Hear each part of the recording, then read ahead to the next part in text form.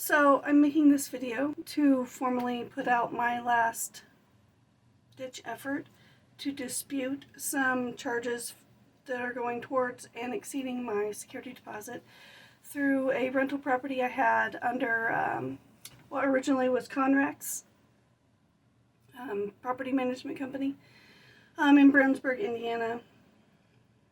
And then I guess at some point they changed their name. Not really sure how that works, but they're now Maymont Homes instead of Conrex Homes. So anyways, the dispute is formally under Conrex Homes, and I would like to start this by going over my move-in experience and what I had to do to get the house ready to move into when I first moved into it. Because the dispute has to do with how I left the house, I want to kind of go over how I received the house. So I think that's really important to compare how I was given the house versus how the house was given back to them, possession-wise. The charges are pretty crazy, so I'll go over those in a different clip, but right now I just want to go over some of my pictures, and I'm going to go over these in my hand and kind of describe them, and I'm also going to put them on the screen once I edit the video so that you can see the digital copy and kind of see it more clear, because seeing this little, that only shows you so much. I think it goes this way. For instance, that is the lack of a baseboard underneath the kitchen cabinetry. I'm being charged for some of this, but this was like this when I moved in. And I don't have pictures of the chunk that they do. I didn't realize it wasn't attached at the time when I took these photos. I did. This was missing completely. It just wasn't even there. And as sweeping the floor and stuff, we knocked it off because, we're just sweeping the floor. So later on, you can see in pictures that they gave, and I'll put in a digital copy of what it is that they sent me. It's black and white, and it's just a computer printout, like on a page, but you kind of get the idea that there is a wooden piece of baseboard on the, probably shouldn't use that finger, on the baseboard area underneath the cabinetry that is not attached, and it's there to cover up some additional damage that's underneath there. It looks like maybe from water damage or something, but the entire bottom part of the cabinetry that's supposed to sit flat and perpendicular to the floor is caving in a little bit, so it's not really something that you can attach the baseboard back to, which is why I think this one is missing in the first place. So with that being said, I don't claim those charges. In addition to that, moving in, we found things, and I'll show a digital copy, obviously. This is a threshold, a little tiny sheet of metal that you tack into the floor. It's not a real threshold. It's just like a cheap one. It's not attached to the floor. This is just upon move-in. Like, I didn't even move any furniture into the house yet. This is literally just being able to step on it and move it with your foot. Underneath of here, I don't know if it's super visible. It might be better on the digital picture, but it is filled, this crevice between the tile work and the woodwork, with debris and dirt. Beads, garbage, trash, candy wrappers, actual dirt, bugs, the whole 9 yards is all down in this crevice underneath here. This is a move-in photo. I have the metadata. I can prove when it was taken. This photo is of the banister for the stairwell to go upstairs. They're little wooden rungs. The toddlers in my family found one of these to not be attached. It had a nail or something that was supposed to be driven through it, I think underneath this little knob thing, but it wasn't adhering to the banister actual staircase, and so it was just flopping, and the kids would just take and just knock it into the thing, and we're like, I can't. Not only can I not deal with that, but also that's going to tear something up. So I fixed this. This is something that I took the time to secure to the actual structure so that it was no longer flopping like this. It's just general maintenance, the quality of the home and the disrepair that it was in when I took possession of it. There's another thing I wanted to point out before I went too far into some of the other ones. This one. Again, I'll put a digital picture up, but this is like a catch plate for a door. This is actually the door frame to the basement. I didn't want my young grandchildren, who we were all cohabitating at the time, to fall down the stairs because the door wasn't latching. And I couldn't at first figure out why, because we were trying to move in and it was just really hectic. I realized that this not only was loose, but you couldn't screw it in. It was damage to the actual structure of the door frame, which should have been repaired before a new tenant moved in. So I did repair this. I fixed it with wood glue and toothpicks, ironically enough, and it's very secure now, and the door latches and is capable of withstanding, you know, normal pressure if a kid was to push on it. But that was super dangerous, and I had to fix that the night we came to check out the house. Before we even moved furniture in, I didn't even let the toddlers come in until this had been repaired. I was very concerned about them falling down the stairs. What else can I show? There's a whole bunch of photos of damage to carpet.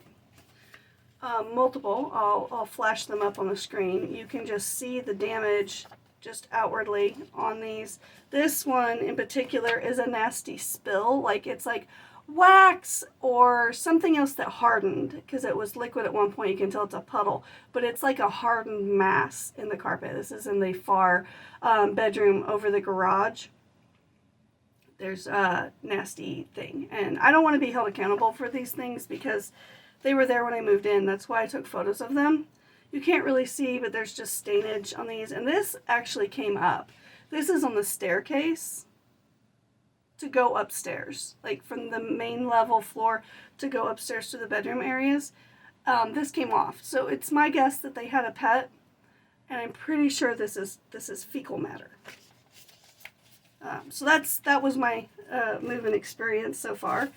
I did take pictures of some other things. This is a drawer that just simply does not shut in my daughter's bathroom. She was in the primary bedroom, and when we went in there, we were trying to check things out, and this drawer does not shut. It was stuck like this the whole time. Damage to the main bathroom sink area. This is like a permanent marker. I scrubbed it and scrubbed it. I couldn't get it off. This was there upon move-in. There was dirt, debris, beads everywhere. So there are many lines on this document that I want to reference that show cleaning. Well, I had to clean an awful lot when I moved in, so I don't really feel like, you know, the extra cleaning that I put into the house equates to me having to pay for someone to clean, in addition to the fact that I had to clean the house before I could even move in the first place. But the house was very, very clean. I have a walkthrough video, and it shows the condition of the home the last day I was there. This thing I'm being charged for. This is a vent in the primary bedroom, the one with the bathroom. It looks like somebody tried to mangle it, like they tried to eat their way out of it or something. It's kind of crazy. But nevertheless, they're charging me $40 for this. So I'm disputing charges like that. We've got tile damage I'm being charged for that was reported upon move-in. Some wood damage around the framing of what I consider a dining room. They're calling a living room.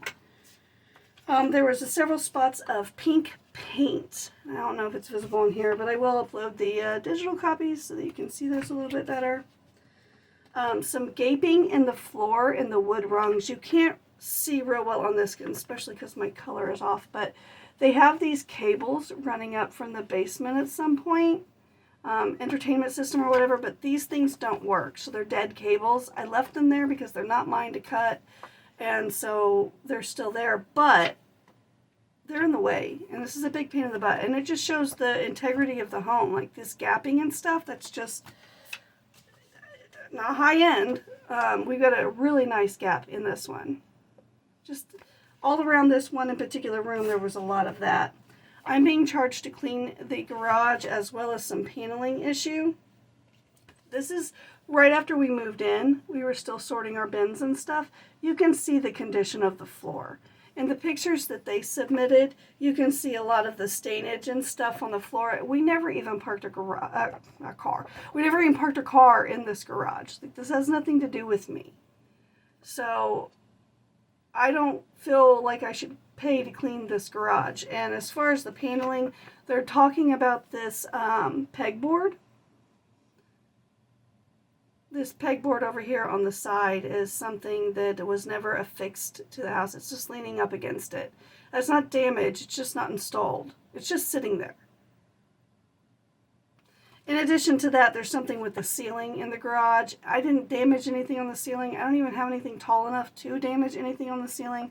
This is the condition of the garage when I moved in. Now, there was something I can't prove via photo, but the garage would not close if the garage door itself automatically opened all the way to the top where it stops automatically. If you just push the button. If you did that, you had to, I thought, had to pull the string and lower it manually to the ground, and then push the button again and allow it to go and latch. It turns out, after putting a maintenance request and being ignored, that if you press and hold the entire time it's going down, you can lower the garage door if it goes all the way up, but only if you press and hold it all the way to the ground. Even if it's an inch above the ground and you let go, it will just raise up again and you have to start the process again. But if you catch it before it stops automatically, if you open the garage door and you don't let it go all the way to open, even if it's just a couple inches before that, you can then just push the garage door button and it will lower on its own. So that was fun to learn. It took me about a year to figure out. I did not know that. I don't know if I showed it, but there's a picture of a, what do you call it? Garage door opener. And the garage, maybe it's over here. The garage door opener here. The garage door opener, this is all I received, was this one garage door opener. And it didn't ever work. There was, I guess, either no batteries or they're dead, and I wasn't really sure how to crack it open. It didn't look like the normal ones I had seen that I can crack open. I didn't want to break it, so I didn't do it. We never used it. It sat in our kitchen cabinet the entire 17-month lease. This, I'm being charged $100 for because they're saying that there's missing one. It was missing when I got the house, so I don't know what to tell you about that. I do have this picture of my kitchen. This was the kitchen at that property, and this is typically what it would look like with the dishes and stuff drying over here. We had a lot of baby bottles. We had a little guy. He was like, I don't know, 1 going on 2-ish, somewhere in there. So we had a lot of bottles, a lot of bottle parts, and we would set that stuff up to dry. Unbeknownst to us, this is pretty early on, this would soon become a huge site for an infestation, like crazy fiasco. So it looked clean, it looked clear as far as that went when we moved in, but we were in for it. The threshold in the staircase that goes down to the basement, that was also unattached. It's like a little curved metal plate, and that had one nail in it, and we kicked it one time and it just fell off. So it was not secured, it was not on, it's not properly installed.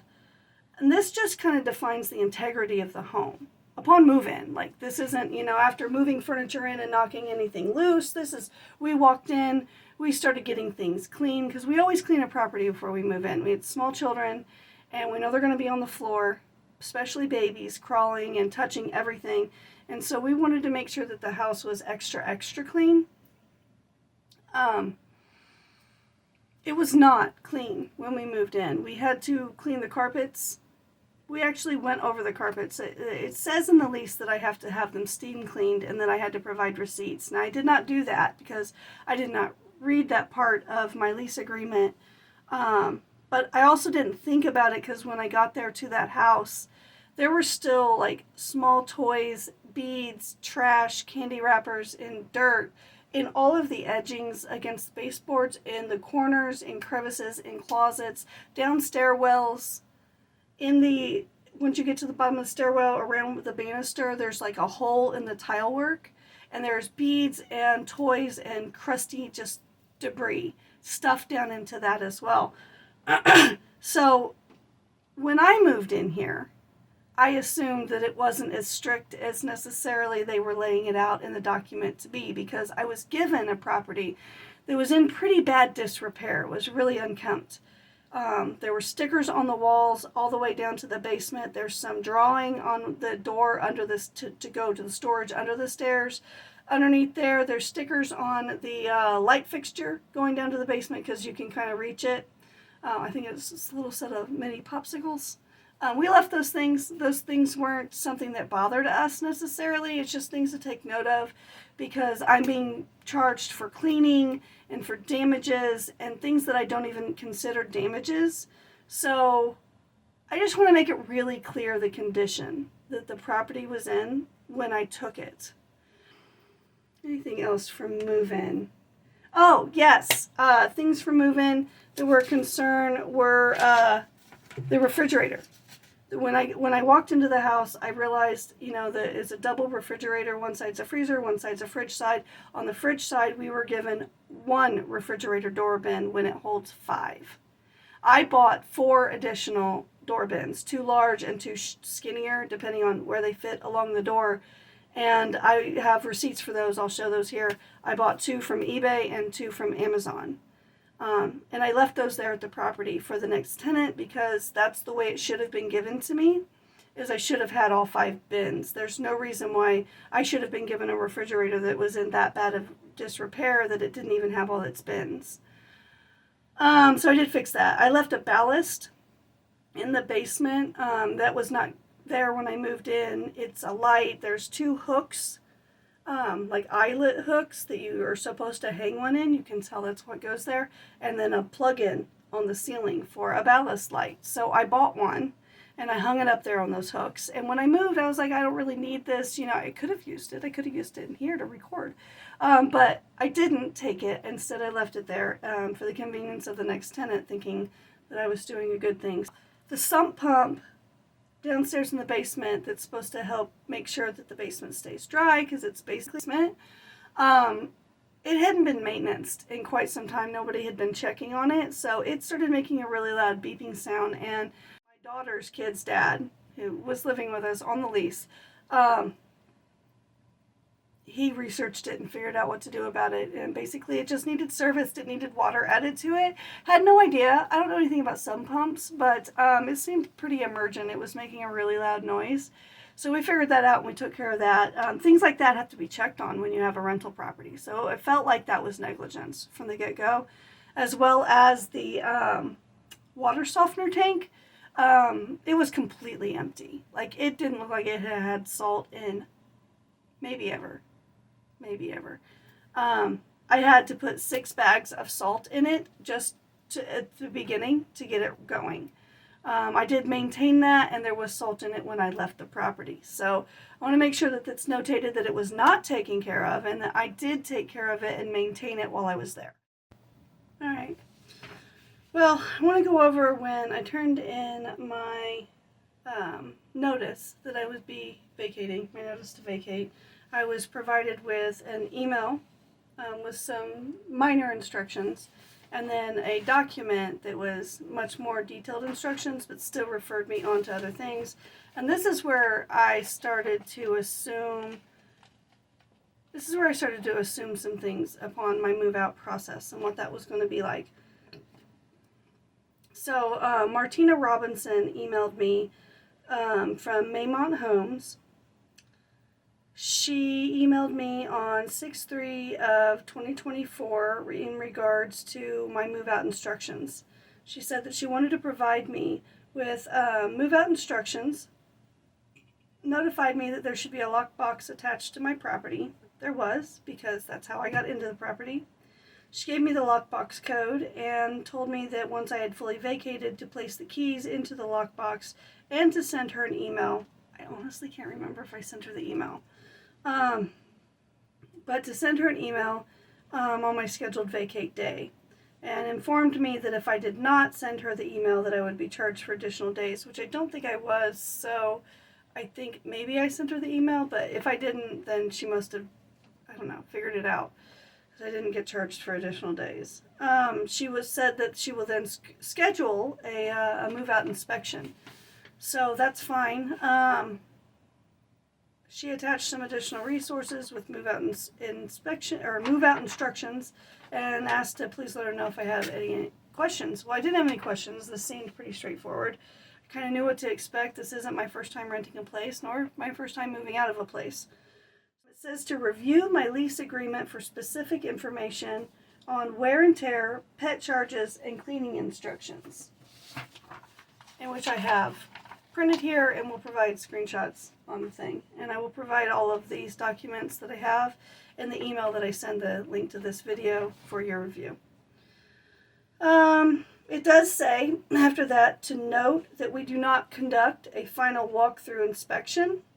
So please refer to your move-in inspection report to ensure that the property is returned in the same condition as when you took possession of it. Now, I don't get a copy of the move-in inspection report. I just have my photos, which is what I've already gone through in the last clip, in regards to what the house's condition was when I moved in.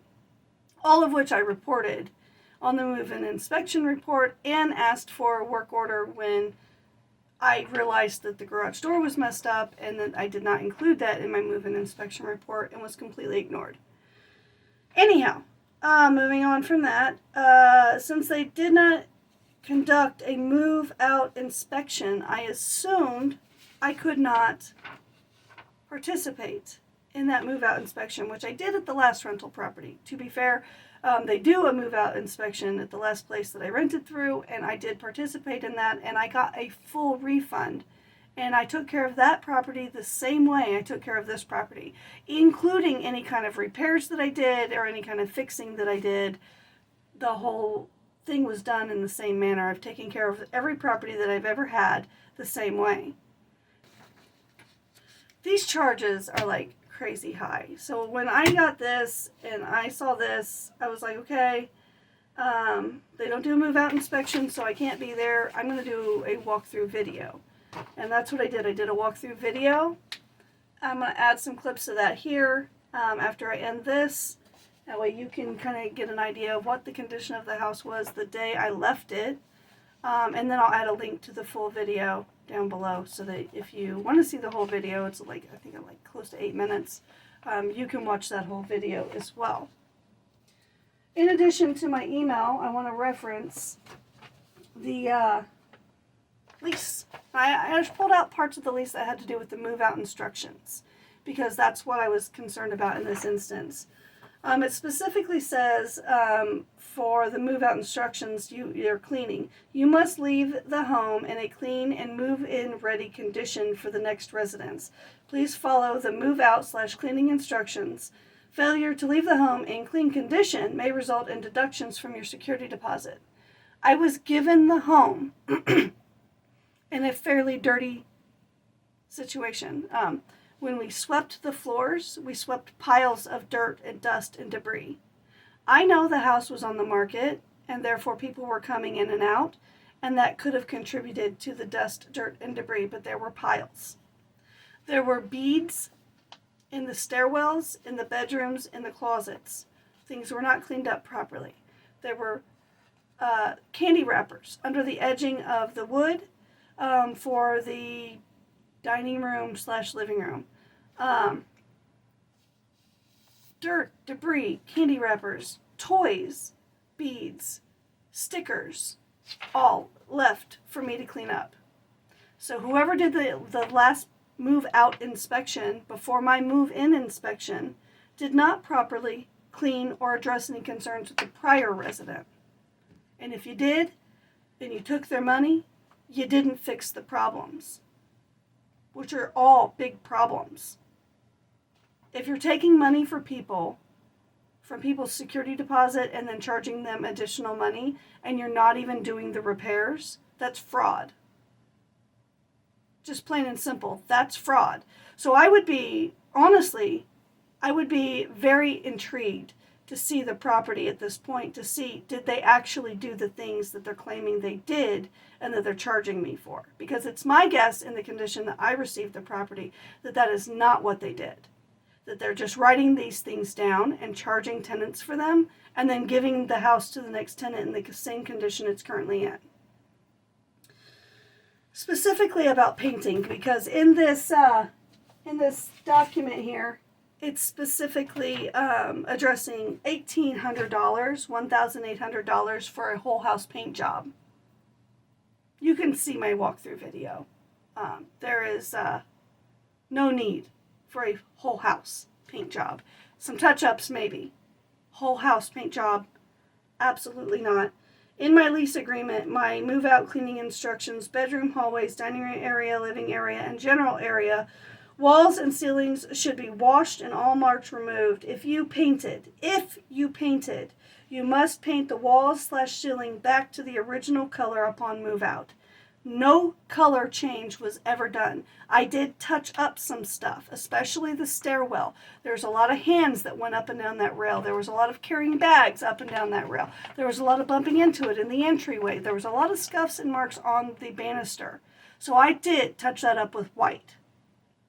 I did. But that doesn't constitute a whole house repaint. I see in some of the pictures that I'll reference later, there is some splotchy nastiness on the ceiling in the kitchen. That was there when I moved in. I did not notice that in time to do my move-in inspection. As a matter of fact, when I noticed it, I didn't even think to take pictures of it. I just thought, ew, why would that be left there for the next tenant?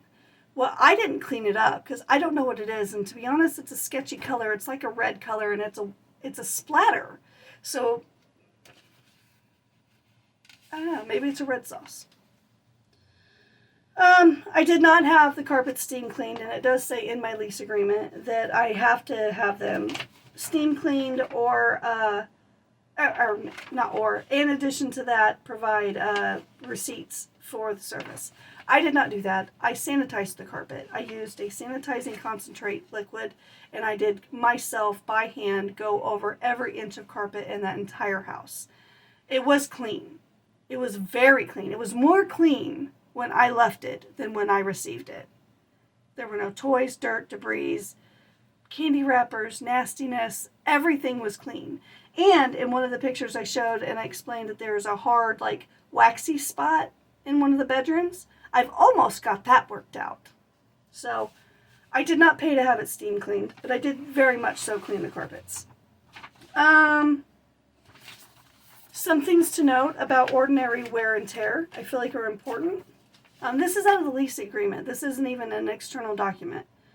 The typical definition of ordinary wear and tear is the deterioration which occurs based upon the use of which the rental unit is intended without negligence, carelessness, accident, or misuse or abuse of the premises or contents by the tenant or members of his household or invitees or guests.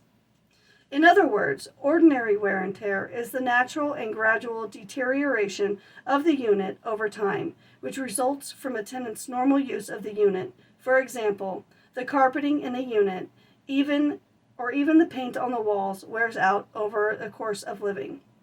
Carpets become threadbare and paint peels and cracks. Even the most responsible tenant can't prevent the aging process, and a court won't make the tenant pay for damages resulting from that process. What is not ordinary wear and tear? A landlord can make a tenant pay for damages if the tenant helped the aging process along or didn't use the unit in a normal way. A carpet worn from people walking on it is something you have to expect.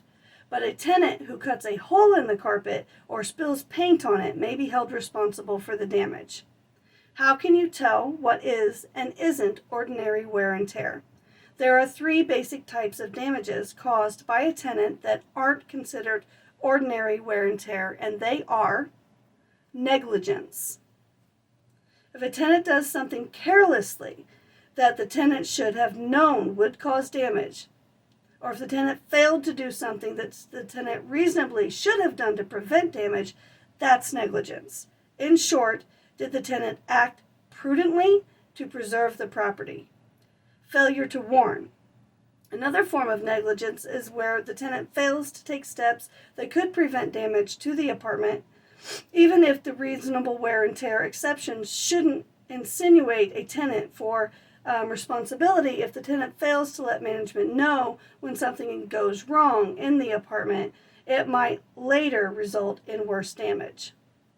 If a window pane is cracked because of a faulty foundation, that's not the tenant's fault. But if the tenant doesn't tell management that their crack is letting in water and the carpet below the window gets damaged, management may be able to argue that this extra damage was caused by the tenant's failure to inform management of the problem. There is nothing in the charges that falls under negligence. Abuse or misuse. If a tenant knowingly or deliberately mistreats the property or uses it for the wrong purposes, the damages the tenant causes isn't ordinary wear and tear. It's abuse or misuse. For example, did the tenant slide furniture over an unprotected floor, causing gouges? Or did the tenant discolor the bathtub by using it to dye fabrics? Was the tenant an artist who failed to cover the floor as the tenant painted, leaving permanent stains on the carpet? Did the tenant paint the walls in the apartment black? One court decision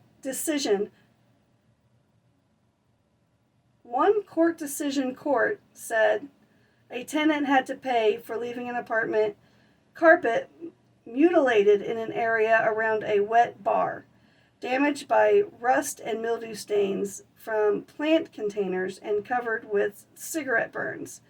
Some clear through the pad. I guess that's straight through to the subfloor. Anyway, I didn't read that prior. That sounds, that is abuse or misuse. None of those things are the case in the charges that I'm being charged. Accident. Sometimes damage occurs by mistake. The tenant party guest drops a drink on a new carpet, staining it. The tenant drops a heavy planter and cracks the tile floor. Or the tenant's cleaning the light fixture and it falls and breaks. Or the tenant accidentally leaves the bathtub faucet on, flooding the floor in the apartment, staining wood floors and carpeting. Even though the tenant didn't purposefully damage your property, the landlord would be able to withhold the cost of the repair of the security deposit. We'll go over the charges, but none of those fall into those categories. There are other factors to take into consideration, and when you're evaluating whether the damage exceeds ordinary wear and tear, or there are some other factors to keep in mind. They include the extent of the damage. How much damage are we talking about? Does the small little touch-ups that I made, do they constitute repainting the entire house, even though they're exactly the same color, if not maybe slight, little too dark, just ever so slightly? That type of thing is just a little pinhole. Like, there's just no reason to paint an entire room because of that one little spot. So the extent of the damage would come into play. I did touch up some spots, but that doesn't constitute repainting the entire house. I would have had to repaint rooms for that to be necessary. And I certainly didn't do that. You'll see in the walkthrough video. I will refer back to that. The length of my residence did go past 1 year. It was a 17-month lease, so basically a year and a half-ish. So I feel that a year and a half takes a little bit of degradation off of what you would consider needing to repaint in a whole house. So $1,800 is astronomical. I really feel that I'm being taken advantage of on repainting the whole house. I feel like victimized, honestly. It just feels... It makes me really feel like I got swindled. I am being taken advantage of. I'm being manipulated. It's what it feels like. You'll see in the walkthrough video, the rooms look fine. There's nothing wrong with any of them. The character and construction of the building, and I refer back to my descriptions of what the place was like when I moved into it. The condition of it, the baseboards, the thresholds, the splatter on the ceiling that I didn't notice right away, all of these different things that come into play. It would show the character of the house and the condition that it was kept in. So these things are straight out of my lease. This is exactly what I printed out straight out of my lease, the copy that I have. I did go ahead and I submitted a dispute. I was given these 2 copies. The first copy, I'll show a picture of it on the screen. They're saying that I owe $1,570.50 over my $2,195 security deposit for damages, most of which are the repainting of the whole house. $1,800 really jumped that up a lot. I did dispute things. I have my correspondence regarding the dispute process. I went into great detail with my dispute. Sorry. I started this out. I received the statement of deposit summary. I'm disputing most of the charges we have accrued through the move-out inspection. I did a move-in inspection form. I'm adding a Dropbox links to my photos. There's just too many to attach an email. Also links to my final walkthrough videos on YouTube. I did later combine those videos. They're now in one. So that's no longer relevant. Below is a line by line. Below this section is a response to each charge in the summary, whether I'm accepting this charge or disputing it. I had highlighted all of these. I think that transfers an email, but it did not print. So, the whole home exterior, talking about missing the keys, I disputed that because the keys were placed into the lockbox and the lockbox was closed and the code scrambled before leaving the property the last time. The keys were left as requested. No keys were missing, and I'm not liable for them replacing the doorknob and deadbolt, as I did what I was instructed to do to hand off the keys. The light bulb in the back, I'm disputing the fact that they're charging me for that because in my move out walkthrough video, you can see that I turn it on. So it was working when I left. The main entrance front porch, I'm assuming they're talking about the garage lights out there, and they came during the day. Those are lights that come on at night, and the tenant has no control over when or how those come on. They work. I don't want to pay $14 for working lights just because they weren't on in the daytime when they're not supposed to be. The whole home interior is talking about the $1,800. I took a video. There's no reason the entire house needed to be repainted unless they just wanted to change the color, and I don't really want to pay for that. I linked my video. Painting the entire home was a choice. It wasn't necessary. Odor remediation. I can't prove that the house didn't stink, but I cleaned every inch of that house with sanitizing solution. So anything that you smelled when you went in there was sanitizing solution, which was a clean smell, not a dirty smell. Make the home ready clean. I spent 2 weeks cleaning that house. Scrubbed every nook and cranny, vacuumed every closet, cabinet, up, down, in and out. Cleaned all the fan blades, window sills, all of that, even the windows. And they're charging me $250 to clean the house, in which I'm disputing. They're saying that there was an outlet cover that's in a picture. I'll show it later. It's cracked. I don't remember it being cracked when I was there. It is entirely possible that it was cracked. They're charging me $350 for that. You can get those plates for $1.25 at the Dollar Tree. But anyhow, and I have some in my electrical bag.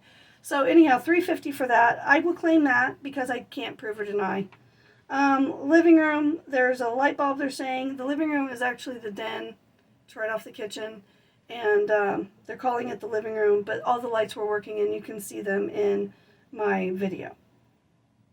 Window repair to operate it and to lock it. There was no windows that I was aware that were damaged. I don't open windows. The first floor windows didn't get opened.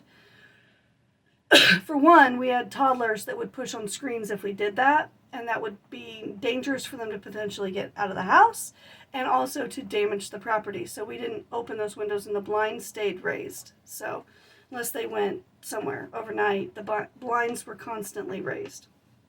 So no damage to the window that I was aware of. If there was damage to the window, it was prior to my tenancy. Vertical blinds, they're charging me $75 for the vertical blinds.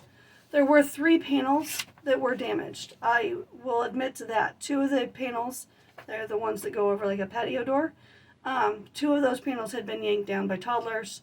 I finally had to pin them together to keep them off of them with a bungee cord. It's the only way I could get them off of them. Before that happened, they not only yanked those two down, but they also gnawed on one of them, well, the littler one did, and so it's got some chew marks, and it somehow got clipped off, so it's shorter than the rest.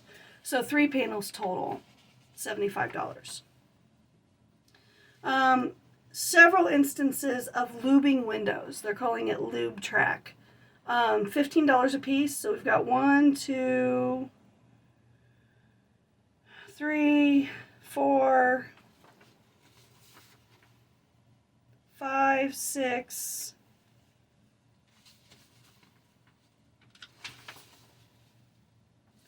6 windows that they needed to lube. I'm not a property management person, but isn't lubricating something maintenance? So that would be wear and tear. It's not damage, and as referenced before, it wasn't neglect because I'd only been there 17 months. I didn't open the windows and couldn't have caused the damage to need them to be lubed with either my negligence, misuse, abuse, or an accident. None of those things apply to lubing windows. Flooring repair, multiple pictures of tiles broken.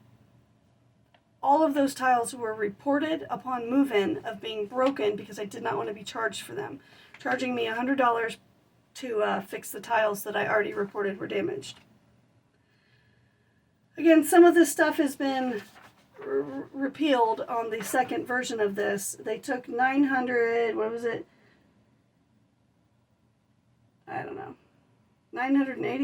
off? $980.95? I don't even know.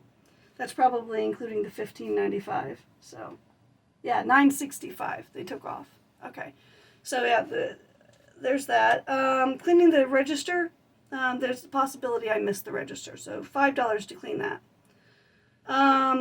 Counters and cabinets, and they're saying there's drywall damage. You can see in my walkthrough video that there's no drywall damage in the kitchen. There was the baseboard issue that I described, how it's collapsing and the baseboards weren't attached, one was missing, and all of that prior to my move-in.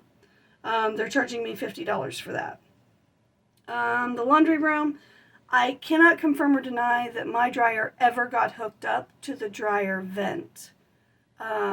It wasn't attached when we went to move, which was to all of our shock because we had been washing and drying our laundry down there. But it was not attached. It was just simply hanging there and not attached to the dryer. So it's my guess that that dryer lint actually came from the prior tenant and just no one took note of it or fixed it when they did the walkthrough and probably charged them for it too. But I will own that cost because I can't confirm or deny, and that's $25. In the master bedroom, they're charging me on here for a ceiling light. That ceiling light is one that takes a remote control. I tried to figure out what remote control would work on that fan. Turns out that's a really hard feat to figure out, and I never did get a remote for it. The light flickers funny, and the fan's at a constant pace, so if you want a light on that's installed on in that room, you have to deal with that flickering light. That was like that when I moved in. I'm not paying to fix or replace a fixture that was already damaged and pretty much unusable for us when we lived there. Was reported, pictures were taken of it. Talking about the register and the lubing of the windows. In addition to that, so $40 for the register cover, in which I documented and reported, and then the lubing of the windows. The primary bathroom, they were talking about, this is my favorite one, securing the toilet seat, the loose plastic bolts. They're claiming that they secured that toilet seat to, I think, it might just be the two toilets that they're claiming they tightened bolts on. I tightened those bolts also before I moved out, which I think is ironic. But that's not damage. That's wear and tear. Bolts come loose, especially when they're plastic and it's a seat, so your butt wiggles on the seat when you're trying to wipe your butt and stuff. That's not damage. It's not negligence. It's just tightening a bolt, and it doesn't cost $10 to tighten a bolt. Plus, I did that on all 4 toilets before I moved out. Before I did my walkthrough video. Like, no one else was in the house, so no one else re-loosened those toilets. I don't know what to say about that, but tightening toilet seat bolts is not damage. In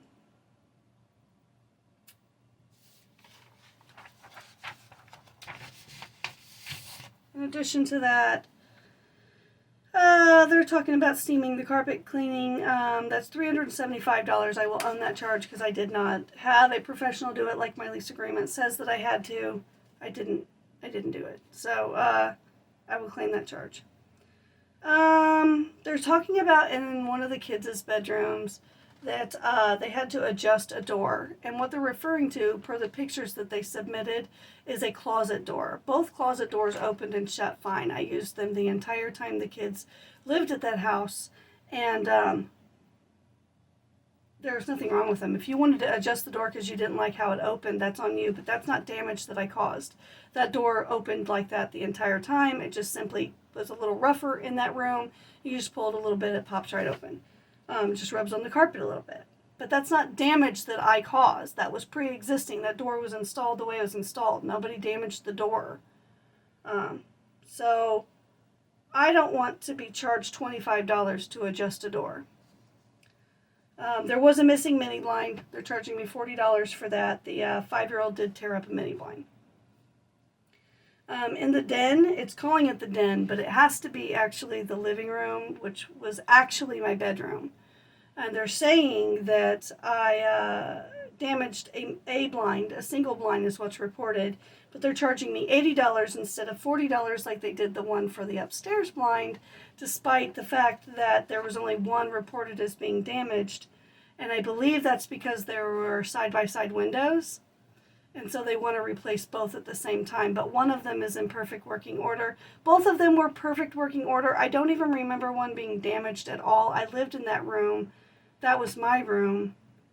And the windows those blinds never got raised or twisted open or anything.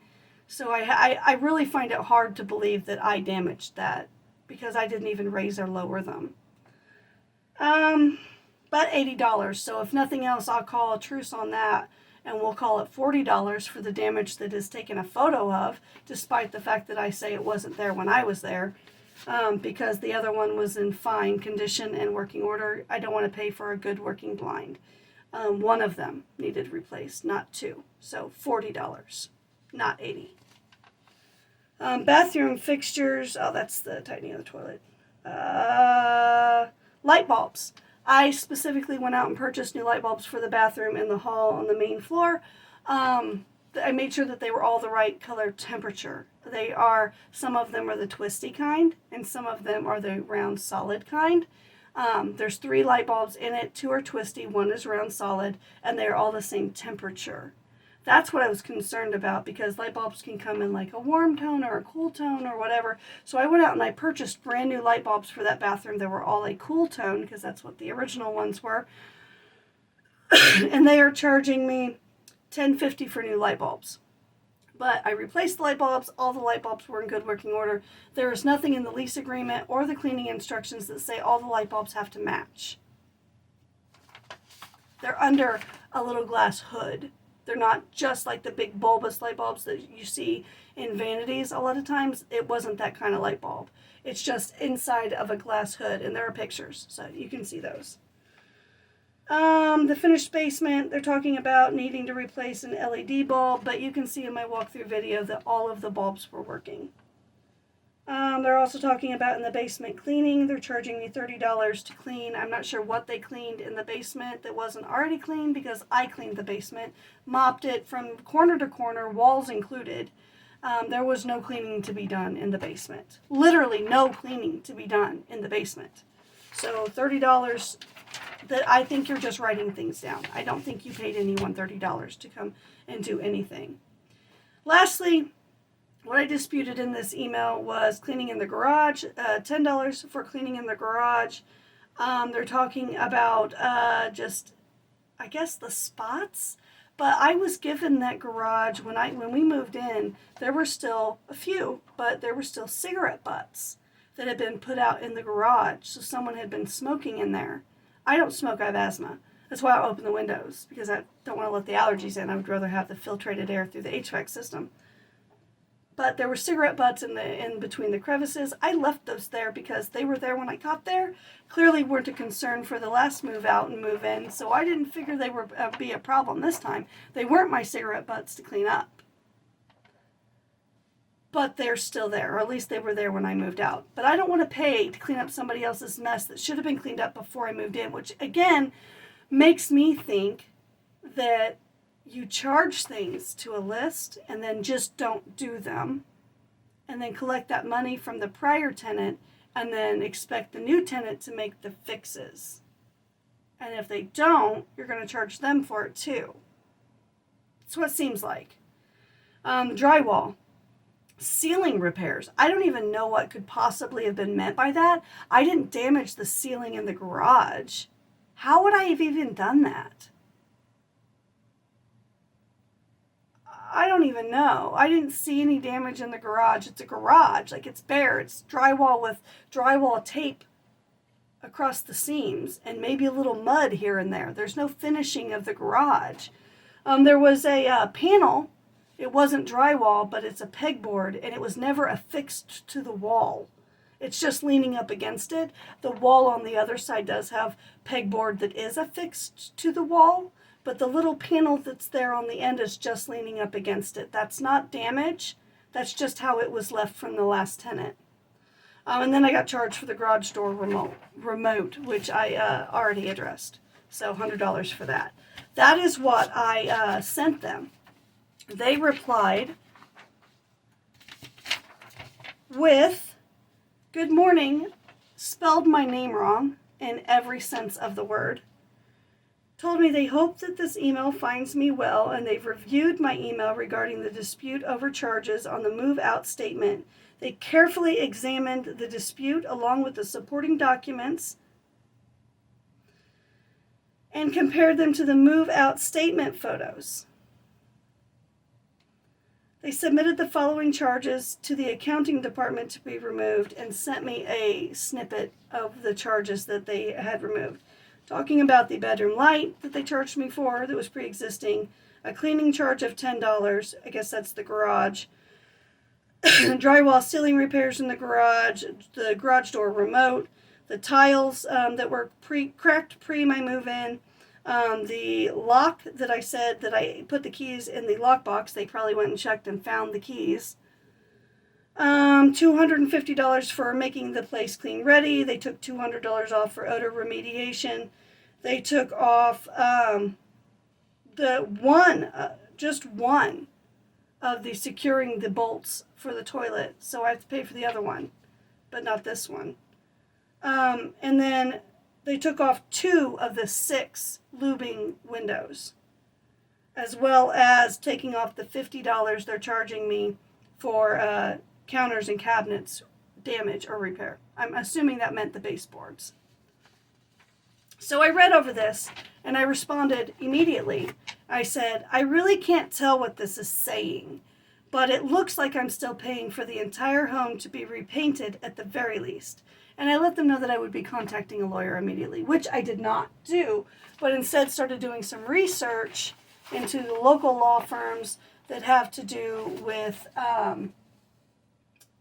property management companies here in Indiana, and they specifically address things like security deposits and what's wear and tear and what's not wear and tear, and the fact that I can take Maymont to small claims court. So with that being said, I responded that way, and then that was, when was that? July 24th.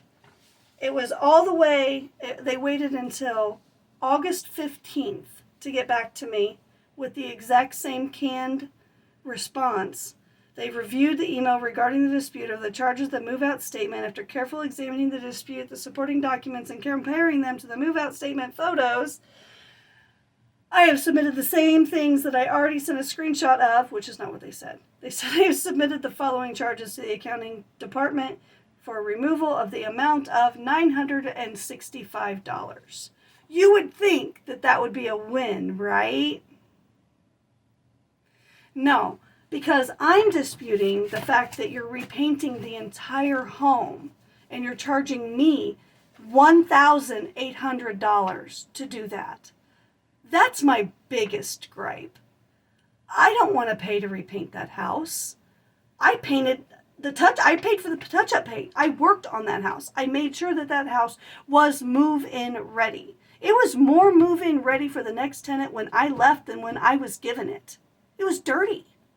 It was not just dirty from people viewing it. It was dirty from the last tenants. We found crayons on the property. Not crayons. Those little wood colored pencils. Like they're little sticks. They have bark on them and everything. In multiple places. Outside in the front yard, there was small little balls that were left. In the front yard, there were all kinds of debris left in the backyard. Toys, little ground lamps that are solar powered. All kinds of stuff like that. Just little bits of debris. There was a nasty rubber glove in the backyard. I have no idea where it's from. Also don't care. Picked it up, threw that away a long time ago. Little things like that. All kinds of problems like that were left for me. And then I turn around and I get slapped in the face with something like this. So, with that being said, I've kind of already gone through my move-out inspection, what it is that I'm willing to accept and what it is that I'm just not willing to accept. I'm willing to accept the charges that are listed in orange. Those are what I'm willing to accept. By far are there more charges that I am unwilling to accept. But specifically, I'm not willing to accept the $1,800 to repaint the entire home. First and foremost, it's my guess the house has not been repainted. And second of all, it needed at best a good touch-up. At best. I am willing to negotiate on contributing to the touch-up process that would have been required for some of the baseboards there were pictures of and things like that. I did maybe miss a couple things, but I did buy white paint to touch up the white paint spots. It just doesn't really make sense why there would be $1,800 worth of painting damage. It's shocking. That's a shocking number. That's like, I don't even know. I don't even know what to say. $1,800 is egregious. It's way too much. I'm unwilling to compromise on this. And if we cannot compromise on something to get this to where it's at the very minimum, breaking even, I'm not paying you on top of $2,195 that I've already given via my security deposit, which I expected a refund. I had plans for some of that money. That's my money. I didn't damage your property. I walked into a damaged house in which I made repairs to while I lived there. I took very good care of the house. I was always on time with my rent. My utilities were never late. The yard was well kept. The mulch was relayed. The hedges and bushes were trimmed and maintained. I just don't know what to say. I feel very taken advantage of. Maymont Homes. I will never rent from them again. Conrex Homes, if they go back to that. Same people. Be careful. Be careful who you rent with. Check out reviews. This is not just a dispute, but this is a form of review. This is my experience. This is what I walked into. I was willing to deal with a lot of things because I felt that if I took the property in a certain condition, but I made it better or at least maintained it, that I would be okay when I moved from that place. I did not expect it really in any capacity that I would then be charged for the damages that were already there. I am very frustrated. I wish there was someone I could talk to that would take me seriously.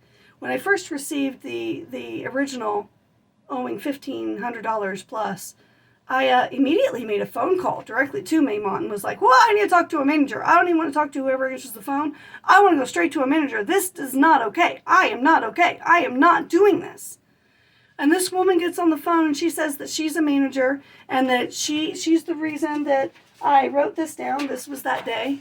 I have the email address and stuff of what it was I was supposed to do. I didn't even know at that point if I could find the photos from my move-in inspection, which I did find. But I let her know that I had a move out video and that, things were documented and stuff. And she told me to submit this stuff to this group and they would review it. And she's even seen where people would get a refund. Well, I'm not getting a refund. I'm instead getting threatening calls telling me I'm going to collections. Well, I shouldn't be going to collections. I don't owe $1,800 for a paint job on a house I maintained. I'm going to add the walkthrough video. I think it's very important that you see clips of that at the very least. And then I am going to link all of these things. I'm linking everything down below. This is going to be a whole entire process. So I'm sorry if this was long. My voice is a little choppy. We've all been sick. But I'm beside myself. I don't want to pay $1,800 to repaint the entire house. And the proof is in the pudding. You can see my walkthrough video. There should be no reason why I'm getting charged for this. So I stand firm. I'm not paying $1,800 to repaint the entire home. If we cannot come up with a way to negotiate, I'm absolutely going to small claims court. That is exactly my next step. It costs $97 unless I file online, which I'm not sure if Hendricks County allows that because that's where the house is located, so apparently that's where I need to file. But I couldn't find a link to do it online there, so I may have to pay the full $97, and I'm willing to pay the $97 to take you to court over $1,800. But I am going to throw in that I want you to pay me back for the $97 if I win. And I do think that I will win because I've documented this house and this move-in process, the damages that were already there, and the condition of the home when I left.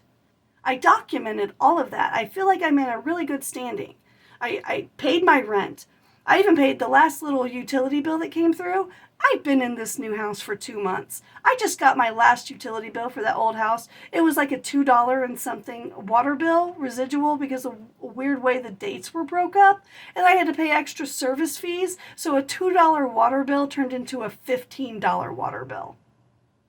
That's super annoying. Just group it together. I'm not in the house anymore. This should have been paid up last month. So anyway, I was an honest, trustworthy, dependable tenant that took care of your property. I took care of your property. There was a huge ant infestation, multiple species and colonies, styles, colors, shapes, some ants that were like this big. I'm not even joking. I wish I had, I don't know if I got any videos of it. If I did, I'll try to find them and link them below, but ants this big. Like, I actually got scared. I screamed a little bit. They were so big. All the way down to little tiny ants and hundreds of thousands of them in the house. Hundreds of thousands of them inside the house. And that's all taken care of now. Unless, of course, next season they somehow spawn life again and come back. But I think this may be a residual issue that you just have to take care of at that house. It's intense. The ants were intense. I killed many ants. And when I moved, it was under control. So I did the very best I could. I replaced things. I took care of the property. I made sure it was habitable, livable, clean, smelled clean, was well taken care of. And I feel like this is a total slap to the face. So I'm hoping that someone actually watches this and that they do the right thing. At the very least, I need to talk to someone about negotiating that price. I'm not paying $1,800 to repaint the whole house, and you can see why in my video. No one would want to pay that. That's crazy. That's crazy talk. Almost $2,000? Anyway, I did want to add, I did some math. The dollar number for the damages that I am willing to 100% accept is $563.50. That does include the carpet steam cleaning fee. I am disputing $3,202. Thank you. I did want to add in a couple of resources. I am going to link these below. These are state of Indiana law firms that handle things for property management companies. Specifically, not the tenant, but the property management company. I thought that that might be valuable. It says regarding disputes, it specifically informs the property management company that if a tenant disagrees with the deductions made, both parties can attempt to resolve the issue through negotiation or mediation. I'm willing to go to mediation. If an agreement cannot be reached, the tenant may file a lawsuit in small claims court, and that's absolutely where I will be going next. There was also this one as the Indiana security deposit laws. I will link this website down below as well. This is in regards to property management companies as well. It's a law firm that works with property management companies. And it specifically talks about reasons to withhold a tenant's security deposit, and I can show a screenshot of this on the screen. Reasons to withhold a tenant's security deposit in Indiana.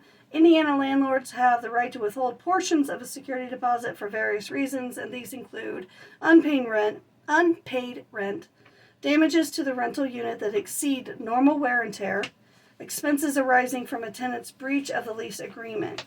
Importantly, Indiana law ensures that tenants are not unfairly charged for conditions that existed prior to their occupancy, in which I have been able to document several instances in which I'm being charged for things that were there before my tenancy. Yes, you took some of them off.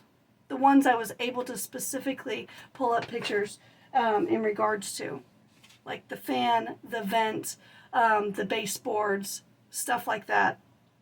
I did not take pictures of the walls when I moved in, and I unfortunately did not do a move-in walkthrough video, which I will be doing from now on. I did not do at this house. I will do a move-out walkthrough video at this house, but nevertheless, this house was in great condition that we moved to from the Brownsburg house to this house. So thank you for the lesson. I suppose I will from now on always do a video walkthrough when I move in and a video walkthrough when I go out, in addition to any photos that I take. So lesson learned for me. I'm feeling good about the lesson, but I'm not feeling good about the $1,800 to paint the entire house. And I think that we can come to some sort of an agreement. So reach out to me. Let me know. You'll have my email because you will have gotten this link through me sending you an email. So anyway, calling it a day. Thank you. Hopefully you watched this. Hopefully you took it seriously and you're going to actually consider what it is I'm saying to you, because these are things that are really important. And we are going to go to court if we cannot come to some sort of reasonable conclusion. I'm just not going to grin and bear it and just suck it up and pay another $605.50 to you. I'm just not going to do that. And if you send me to collections, I'm going to have to sue you for more money because that's damaging my credit score. My credit score's great right now because I pay my debts, because I do the things that I'm supposed to do and I pay them on time, like I did with you every single month.